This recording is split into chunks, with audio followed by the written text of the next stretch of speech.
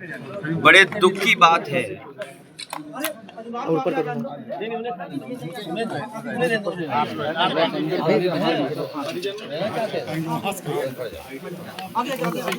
फैल जाओ तो फैल जाओ। बड़े दुख की बात है, दुख की बात यह है कि जहां सरकार को और इलेक्शन कमीशन को मिलकर के लोगों के बीच में उनका वोट कैसे आसानी से बने, वोट सबके बन जाएं और वोट डालने का सबको मौका मिल जाए। इलेक्शन कमीशन फेयर इलेक्शन कराए, निष्पक्ष होकर के काम करे और वोटर लिस्ट भी निष्पक्ष बने। और वोटर लिस्ट बनाने के लिए बहुत सावधानी के साथ, बहुत सहूलियत के साथ काम करना चाहिए। लेकिन भारतीय जनता पार्टी जब से हारी है तब से तरीके निकाल रही है, स्ट्रेटजी बना रही है और साजिश और षड्यंत्र कर रही है कि कैसे चुनाव को और चुनाव के परिणाम को बदला जाए। उन्होंने बिहार में टेस्ट किया, मुझे याद है एसआईआर को लेकर के पूरा देश और खासकर पूरा विपक्ष लोकसभा के सामने, लोकसभा के अंदर उसका विरोध किया। यहां तक इलेक्शन कमीशन को मिलने के लिए, जाने के लिए जब हम लोग जाना चाहते थे तो पुलिस फोर्स ने जाने नहीं दिया। आपने वो तस्वीर और वीडियो देखे होंगे जहां हमें बैरिकेडिंग तोड़ करके जाना पड़ा, बैरिकेडिंग के ऊपर से जाना पड़ा। और उसके बावजूद भी सरकार ने मनमानी की है, इलेक्शन कमीशन ने मनमानी की, एसआईआर कराया। और एसआईआर में डेटा जो आया है वो डेटा ये बताता है कि जहां जहां वोट कम हुए वहां पर विपक्ष हारा है। या हम दूसरी तरीके से कहें, भारतीय जनता पार्टी ने वो बूथ चिन्हित कर लिए जिन बूथों पर वो हारे थे, उन बूथों पे ज्यादा वोट कटवा दिया। जो आने वाले समय में लग रहा है, घुसपैठिया नारा दिया, घुसपैठी बात कही, लेकिन घुसपैठी कहाँ मिले बिहार में? असली उनका लक्ष्य है वेस्ट बंगाल, ममता बनर्जी जी, कि ममता बनर्जी जी मुख्यमंत्री ना बन पाए। वहां पर झूठा प्रचार किया जाए कि वहां पर घुसपैठिए इतने, बाहर के लोग इतने आ गए हैं, इनके वोट को सुधारने के लिए, काटने के लिए हमें एसआईआर करना पड़ रहा है। और यूपी जैसी जगह जो देश की सबसे बड़ी स्टेट है, सबसे ज्यादा मतदाता हैं, वहां पर इतनी जल्दीबाजी क्यों, इतनी जल्दीबाजी क्यों और इतना प्रेशर क्यों दे रहे हैं आप? जबरदस्ती क्यों बना रहे हैं लोगों को कि जाएं और अधिकारी गांव-गांव घूमे, घर घर जाएं और वोट बनवा लें? और उस समय तय किया इन्होंने, मैं बड़ी जिम्मेदारी के साथ पत्रकार साथियों से कहना चाहता हूं, इन्होंने निकलवाया कि शादियां कब ज्यादा हैं, त्योहार कब ज्यादा पड़ेंगे, शादियों में लोग जब व्यस्त रहेंगे उसी समय जानबूझ करके इलेक्शन कमीशन ने बीजेपी से मिलकर के वो तारीखें तय की हैं। तारीख बीजेपी ने दी है और एसआईआर के लिए घोषणा इलेक्शन कमीशन ने किया। तारीख देख ली उन्होंने जब शादियां ज्यादा हैं, उसी समय इलेक्शन कमीशन से एसआईआर करा दिया। आज जिस परिवार से मैं मिला हूं, सुपरवाइजर ये थे सुधीर कुमार कोरी, ये अपनी पूरी नौकरी जिम्मेदारी के साथ कर रहे थे, लगातार जिम्मेदारी अपनी निभा रहे थे।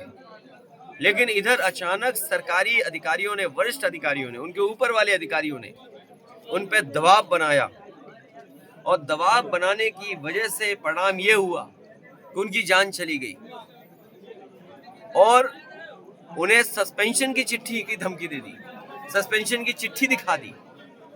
इस दुखी परिवार से मैं मिलने आया था, उनकी बहन, उनकी माँ, उनके और परिवार के सदस्यों से मैं मिला हूँ।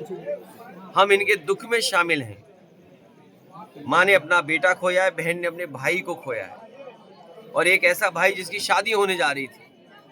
सोचो, लोकतंत्र को मजबूत करने के लिए बाबा साहब भीमराव अम्बेडकर जी के साथ जो संविधान है, और लोगों को समय भी नहीं दे रहे हैं आप, और एक फॉर्म, 2 फॉर्म, 3 फॉर्म घर घर बांटिए आप फॉर्म।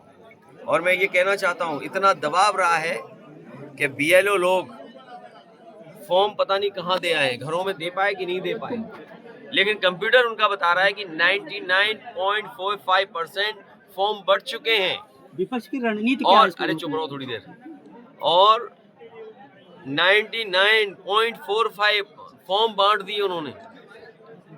और सुनने में आएगा, आप देख लेना, कि जब कलेक्शन की बात आएगी तो ये रणनीति बना रहे हैं कि विपक्षियों के बूथ पर वोट काट दो, उनके वोट कट जाएं।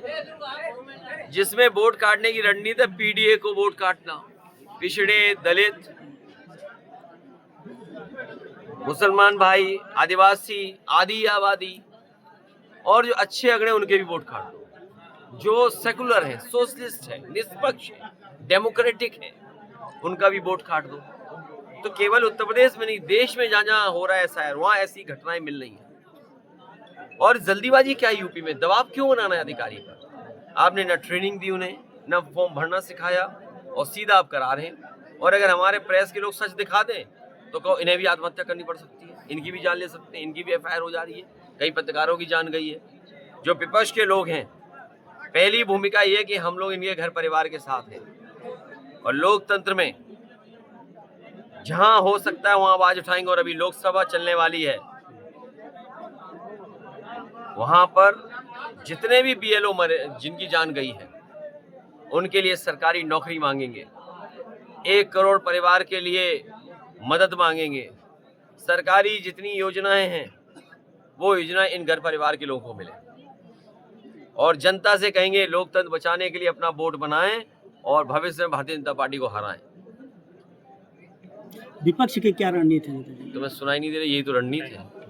रणनीति यह है कि सरकार को नंगा कर दें, और कोई शब्द कहें।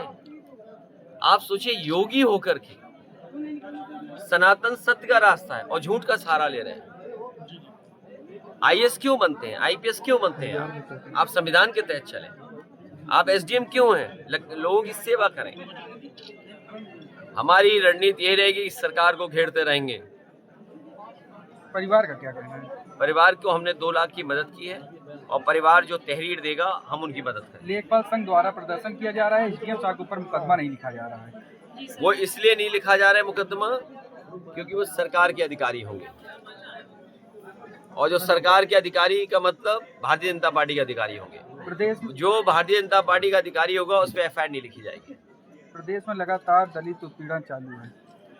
आंकड़े जो बताते हैं और जो हम लोगों को जानकारी मिलती है वो यही है कि सबसे ज्यादा दलितों के ऊपर अन्याय सरकार में हुआ है, पिछड़ों के ऊपर हुआ है, आदिवासी भाइयों के ऊपर हुआ है, और अल्पसंख्यक भाइयों पे तो जबरदस्त हो रहा है, जिसकी आप और हम कल्पना नहीं कर सकते हैं।